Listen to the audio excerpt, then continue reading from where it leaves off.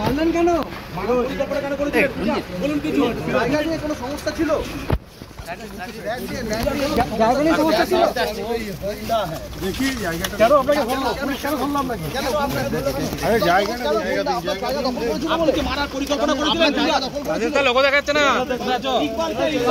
আপনার জায়গা দখল করেছিল?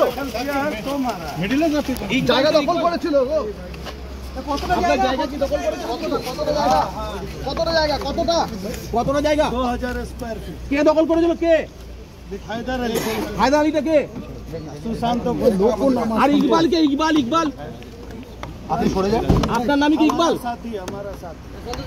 আপনার সাথী? मेरा नाम।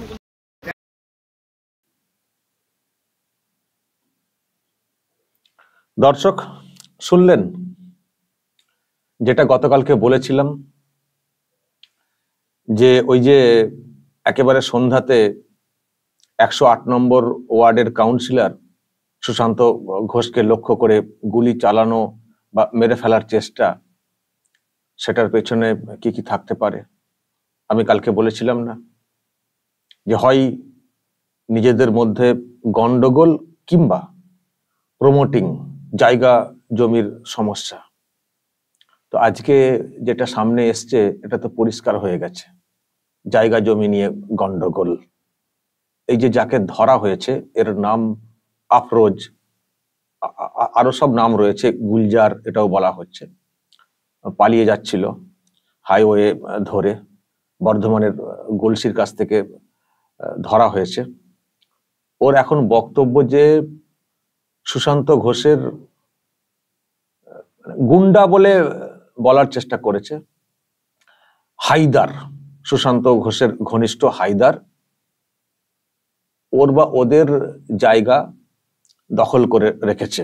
2000 স্কয়ার ফুট এরকম একটা জায়গা দখল করে রেখেছে সুশান্ত ঘোষের গুন্ডা হায়দার। এই আক্রোশে মেরে ফেলার চেষ্টা। আর গতকালকে যে নামটা উঠে এসছিল মোহাম্মদ ইকবাল, কারণ যাকে ধরা হয়েছিল ওই যখন, আপনাদের তো মনে আছে আমি গতকালকের ভিডিওটা আজকে আরো একবার দেখাতে পারি, আমি সেটা দেখাবো এবং অবশ্যই ব্যাখ্যাতে আসবো, যে তার মানে বুঝতে পারছেন কি বিষয়টা। এই যে গতকালকে যে ভিডিও আপনারা দেখেছেন, একেবারে হাড় হিম করা একটা ভিডিও, এই যে সুশান্ত ঘোষ কলকাতার 108 নম্বর ওয়ার্ডের কাউন্সিলর বাড়ির সামনে বসেছিলেন এবং দুজন ছিলেন, দুদিকে, একদিকে এক মহিলা আর একদিকে এক পুরুষ। হঠাৎ করে দেখবেন যে একটা স্কুটি আসে, তাতে দুজন ছিল। দেখুন এক্ষুনি স্কুটি আসবে, এসে গেছে। দেখুন দুজন বসেছিল, পেছনে বসে থাকা ছেলেটি স্কুটি থেকে নেমে আসে, তারপরে মানে গুলি করার চেষ্টা করে, কিন্তু গুলি বের হয়নি। ওই সময় গুলি মানে তাক করে গুলি করার চেষ্টা করে, কিন্তু গুলি বের হয়নি। যখন গুলি বের হচ্ছে না সেই সময়ে ঘাবড়ে যায় ছেলেটি। আর যাদেরকে তাক করে মানে যাকে তাক করে গুলি করার চেষ্টা হচ্ছিল উনিও প্রথমে ঘাবড়ে গিয়েছিলেন, কিন্তু যখন দেখলেন যে গুলি বের হচ্ছে না তখন ওনারাও খানিকটা উঠে দাঁড়ানোর চেষ্টা করেন। আর সেই সময় ছেলেটি পালিয়ে যাওয়ার চেষ্টা করে, কিন্তু পালিয়ে যাওয়ার সময় দেখুন এই যে ওনারা যখন উঠে গেলেন, তারপরে টানা হেঁচড়া করতে করতে স্কুটির সিট থেকে পিছলে যায় ওই ছেলেটি। তারপর স্কুটির যে চালক সে কিন্তু একেবারে পালিয়ে যায়, আর এই ছেলেটিকে ধরে ফেলা হয়। আর ধরে মানে হাতে নাতে একেবারে ধরে ফেলা হয়।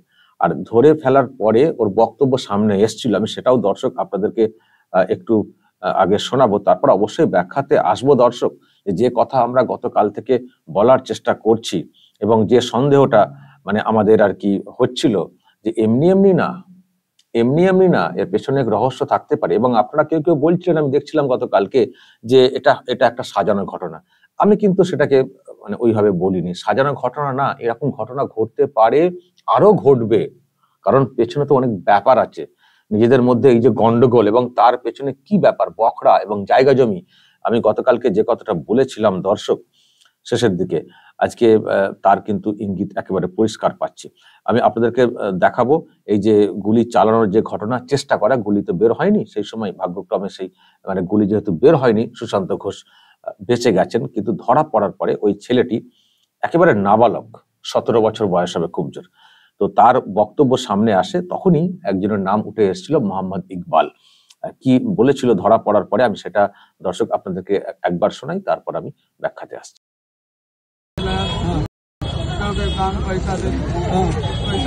कितना रुपया दिया? कितना रुपया दिया? पैसा हमको नहीं मिला। क्या बोला? किसको मारने बोला? पैसा उनको फोटो दिखाया, इसको मार। कहाँ? कौन भेजा? कौन भेजा था? मोहम्मद इकबाल। तो इससे कहाँ मिला? तो इससे कहाँ मिला था? उधर पे, इधर गाड़ियाँ नहीं जानता। रुमाल पकड़ गया, हम टेंशन नहीं है। इकबाल, किसको गोली चलाना है? मोहम्मद इकबाल किसको गोली चलाना है? मोहम्मद इकबाल ने किसको मारना है? फोटो में बोल कर तेरा किसको मारना है? किसको मारना है? पहले फोन में फोटो दिखा था, कौन थे को फोटो दिखा? फोटो का चला गया था।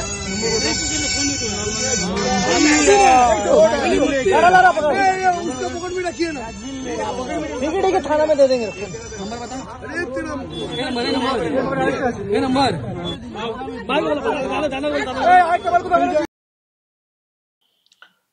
ওই ছেলেটি গতকালকে মোহাম্মদ ইকবালের নাম করে, যে ও বলেছে, ছবি দেখিয়েছে যে একে মারতে হবে, সেই জন্য এসেছিল। তো তখন থেকেই মোহাম্মদ ইকবাল মাস্টার মাইন্ড বলে কথাটা এসেছিল। তো আজকে এই ট্র্যাক করে এই গুলজার অর্থাৎ আফরোজ, তাকে ধরেছে পুলিশ। এখন এটা নিয়ে একটা কনফিউশন রয়েছে। আফরোজ বলছে যে মোহাম্মদ ইকবাল হচ্ছে আমার সাথী, বন্ধু, কিন্তু পুলিশ নাকি ওই একই লোক বলে বলার চেষ্টা করছে, যে একই লোক, ওই হচ্ছে ইকবাল। মানে পুলিশের খানিকটা ধন্দে এখনো আছে, এটা বলা হচ্ছে। তো যাই হোক, সেটা তো আরো পরিষ্কার হবে যদি পরিষ্কার করতে চাই পুলিশ। কিন্তু দর্শক, যেটা বলতে চাই, তাহলে বিষয়টা কি দাঁড়াচ্ছে? এ তো সেই জায়গা জমির দখলের ব্যাপার। যেটা জানতে পারা যাচ্ছে, এই যে গুলজার বা আফরোজ, এর বাড়ি বা থাকে হচ্ছে ওই গুলশন কলোনি বলে জায়গা। যারা জানেন ওই এলাকা, কসবা, 55 গ্রাম, বা ওই তৃণমূল কংগ্রেসের যে পুরনো যে অফিসটা, আমি জানি না এখন কোথায় অফিসটা হয়েছে, নতুন একটা কোথাও হচ্ছিল, তো যে তৃণমূল কংগ্রেস ভবনটা জানেন তো দর্শক, ওই দিকে বাইপাসের ওই সাইডে, মানে ওই সাইডে সব গুলশন কলোনি, প্রচুর ইল্লিগাল বাড়ি সব তৈরি হয়, প্রচুর ইল্লিগাল বাড়ি।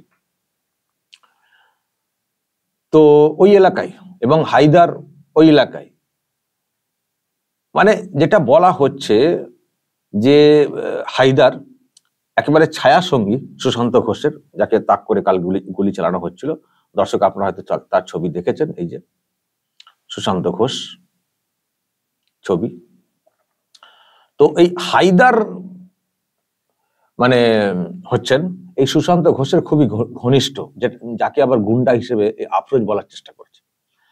তো এটা বলা হচ্ছে ওই আফরোজের বয়ান অনুযায়ী, যে প্রায় 2000 স্কোয়ার ফিট একটা জায়গা, যেটাকে দখল করে রেখেছে, দিচ্ছে না হায়দার। এবং হায়দারের পাওয়ারটা মানে কোত্থেকে?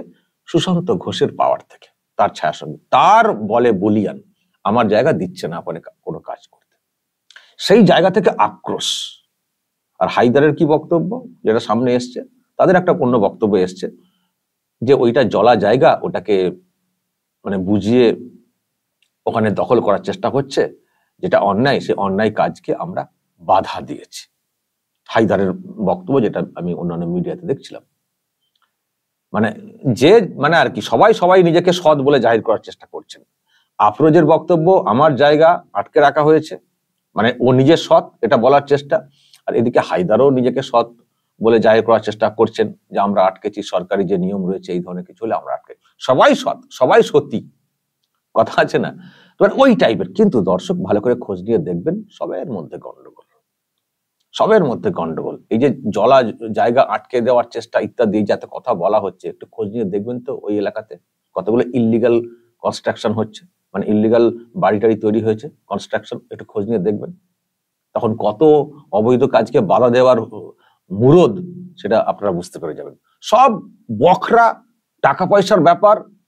আর জমি জায়গা মানে বুঝতে পারছেন, আমি আগেও বলেছি এই জমি জায়গা এমন একটা ব্যাপার, মানে পলিটিক্যাল মার্ডার করার চেষ্টা দেখবেন ততটা সহজে ভাবা হয় না। একটা মানুষকে পলিটিক্যালি মেরে ফেলবো, এটা কিন্তু খুব সহজে ভাবা হয় না, যতটা সহজে প্রমোটিং এর ক্ষেত্রে এক কাঠা জায়গার জন্য মানুষকে মেরে ফেলার চিন্তা ভাবনা চলে আসে। এতটাই এই জিনিসটা মানে কি বলবো, এতটাই বিষাক্ত ব্যাপার, এতটাই লোভনীয় ব্যাপার, আর প্রচুর টাকা পয়সার ব্যাপার। তো একটা জায়গা, একটা বাড়ি যদি খানিকটা কোনো কারণে আটকে দেওয়া হয়, কোনো কারণ দেখিয়ে, লিগাল পয়েন্ট দেখিয়ে, সেটার জন্য মানুষ দেখবেন মানে প্রমোটার এই এমন সিস্টেম, এই জায়গাটা, জমি জায়গাটা মার্ডার হয়ে যায়। তো এটাই আর কি। কালকে যারা বলছিলেন না যে এটা সাজানো ঘটনা, সাজানো ঘটনা না, সাজানো ঘটনা না। আমি কেউ বলছেন সাজানো ঘটনা, সুশান্ত ঘোষ নিজেকে হিরো করার জন্য বা দলীয় নেতৃত্বের কাছে মানে আরো কাছে হওয়ার জন্য একটা প্লট সাজিয়েছেন, এটা না। আমি এটা বিশ্বাস করিনি, আমি সিরিয়াস এটাকে নিয়েছিলাম গতকাল। আজকে যেসব তথ্য সামনে এসছে তা পরিষ্কার, এবং যে আন্দাজ করছিলাম যে প্রমোটিং কেসও এগুলো হতে পারে, এক হচ্ছে দলীয় দ্বন্দ্ব নিজেদের মধ্যে, সেটা একটা ফ্যাক্টর, আর সেই সঙ্গে প্রমোটিং। আমি কিন্তু কথাটা বলেছিলাম, যারা আপনারা দেখেছেন তারা হয়তো জানেন। তো প্রমোটিংটা আর নিজেদের মধ্যে গন্ডগোলটা ওই প্রমোটিং, টাকা পয়সা, বকরা, এইসব নিয়েই তো হবে, অন্য আবার কি নিয়ে, এইসব নিয়েই তো গন্ডগোলটা। তো এখানে আরো পরিষ্কার হয়ে গেল। এখন কে সত্য কে মিথ্যা সেটা পরের কথা, কিন্তু জায়গা নিয়ে যে গন্ডগোল, এটা মোটামুটি এস্টাবলিশ হয়ে গেল যে 2000 স্কয়ার ফিট একটা এলাকা, সেটা নিয়ে গন্ডগোল। কে ভালো কে খারাপ এ বিচার করতে গিয়ে লাভও নেই। সবাই কেমন সে আপনারা দূর থেকে বিচার করতে পারবেন। ফলে দর্শক, এই হচ্ছে আসল চিত্র। এখানে আমি দেখছি আবার কল্যাণ ব্যানার্জি, উনি আবার দোষ দিয়েছেন যে খোঁজ নিয়ে দেখলে দেখা যাবে পেছনে বিজেপি, বাম এদের যোগ আছে। আজকে কি হচ্ছে, সামনে কি আসছে, আমি জানি এটাকেও ঘুরিয়ে দেওয়ার হয়তো চেষ্টা হবে, এগুলোকে ঢেকে দেওয়ার চেষ্টা হবে। আসলে এইগুলো প্রকাশ্যে আসা মানে অ্যাকচুয়ালি মানে তৃণমূলের বিরুদ্ধেই তো বিষয়টা যাবে, ফলে এইগুলোকে অন্যভাবে ঘুরিয়ে দেওয়ার চেষ্টা হবে। এই যে গুলজার, আফরোজ, দেখবেন এরও বয়ানের বদল ঘটে যাবে, যাতে এইসব নিয়ে বেশি কিছু সামনে না আসে। দেখবেন বেশি কিছু প্রকাশ্যে আসতে দেওয়া হবে না, কারণ এইগুলো আসা মানে তো মানে দলটার কি হাল সেটা আরো পরিষ্কার হয়ে যাবে। ফলে এগুলোর মোড় ঘুরিয়ে দেওয়ার চেষ্টা হবে, বিজেপি, বাম ইত্যাদি বলে। কিন্তু সবকিছু তো ঘুরিয়ে দিলে তো হয় না। লোকাল প্রবলেম, জায়গা জমির প্রবলেম, বকরার প্রবলেম, টাকা পয়সার প্রবলেম, এই তো নিজেদের মধ্যে ব্যাপার। এটাও বলছি, ওই গুলি চালাতে গিয়ে গুলি চলেনি তার মানে এই না সুশান্ত ঘোষ মানে একেবারে নিশ্চিত হয়ে গেলেন। যদি ওই আর কি রফা ঠিক মতো করে না হয় সবকিছু, আবার কিন্তু এরকম ঘটনা করতে পারে। আবার এতটাই বেপরোয়া হয়ে গেছে পুরো বিষয়টা। আর এই তো এইসব লোকজনদেরকে নিয়ে তো কারবার, এইসব গুন্ডাদেরকে তো তৈরি করা হয়েছে, এইসব তো করতে দেওয়া হয়েছে। আজকে বলছেন যে জলা বুঝিয়ে এইসব হচ্ছে না, বাধা দিয়েছে। কত জলা ওখানে বুঝিয়ে এইসব বিল্ডিং হয়েছে, অবৈধ কনস্ট্রাকশন হয়েছে, কোথায় ছিলেন আপনারা? সব তো করতে দেওয়া হয়েছে। এই কাউন্সিলররা যারা মাথায় বসে থাকেন তারা কিছুই জানেন না, এত কিছু হচ্ছে কিছুই জানে না।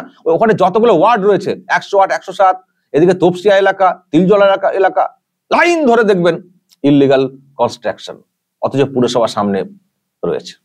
কত হয়েছে দেখবেন, মাথা গোজার জায়গা নেই, মানে নেই, ঠিক করে রাস্তাঘাট নেই, পাশে বাড়ি সব দাঁড়িয়ে গেছে, মানে খুব নিম্নমানের মানে মশলা, সরু রড দিয়ে সব বিল্ডিং এর পর বিল্ডিং করে ছাড়টার নেই। দেখবেন 10 বছর 20 বছর পর সব হুড়মুড়িয়ে ভেঙে পড়বে, তখন দেখবেন কত বড় বিপদ হয়। জলা বুঝিয়ে ঘর হয়ে যাচ্ছে, মাটির পরীক্ষা ঠিক করে হচ্ছে না, দেখবেন কি হয় আগামী দিনে। কিন্তু তখন তো যা ক্ষতি হওয়ার তো সাধারণ মানুষের হবে না।